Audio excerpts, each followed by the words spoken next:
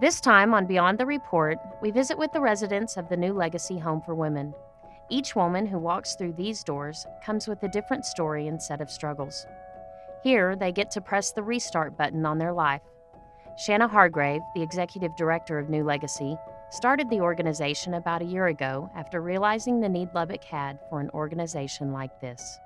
While working at the Dream Center, one of the things that we saw over and over was that there were women that really needed to change their life, and they really wanted to. They just needed a new place to start. That kind of started the vision for the New Legacy Home. Like, there's a real need for that in our city. The New Legacy Home is a Christian-based, structured program that is the first of its kind in Lubbock. In the early phases of development, Shanna and her team wanted to find out what our city needs and what worked in other programs around the country. From their research, this 15-month program was born. One of the biggest challenges that I think women are facing here in Lubbock is just finding the community to surround them in a healthy way. Community is a big factor in this program. The women cook together, they clean together, take classes together. They become a network of support for one another, something that felt very foreign to resident Kara McKay.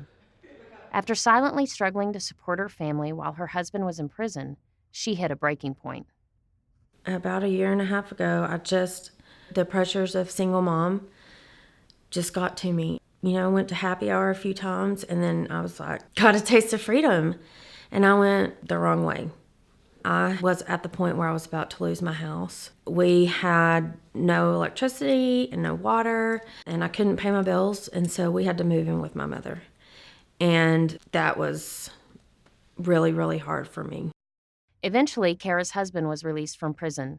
He sobered up and came home to the chaos his family was living in. He recognized the problem before his wife could and gave her an ultimatum: get help or get out.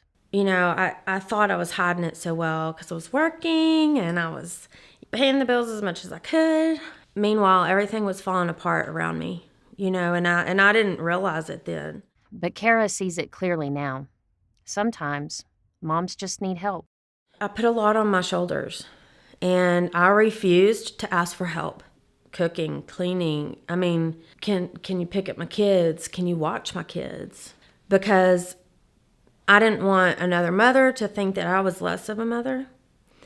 And I didn't want my kids to think that I couldn't do my job. I've said, I know why it takes two parents. It's just too much. At New Legacy, she's learned to let her guard down and let people she's surrounded by be her support. What I have learned out of all of this is I have to ask for help.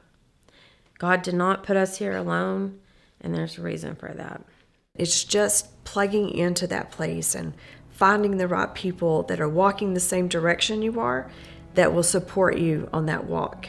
And I think that really makes all the difference. And it's not that there's not a lot of those places to connect with, that we have great resources here in Lubbock. It's really the courage to do it. Learn more about the New Legacy Home for Women and Kara at beyondthereportlbk.com. Next week on Beyond the Report, we meet Michelle Lewerick, whose life was saved after a bite from a brown recluse spider. During her stay at the hospital, she found a network of people who rallied behind her so she could leave her abusive relationship behind. This season of Beyond the Report brought to you by Texas Tech Physicians Department of Obstetrics and Gynecology.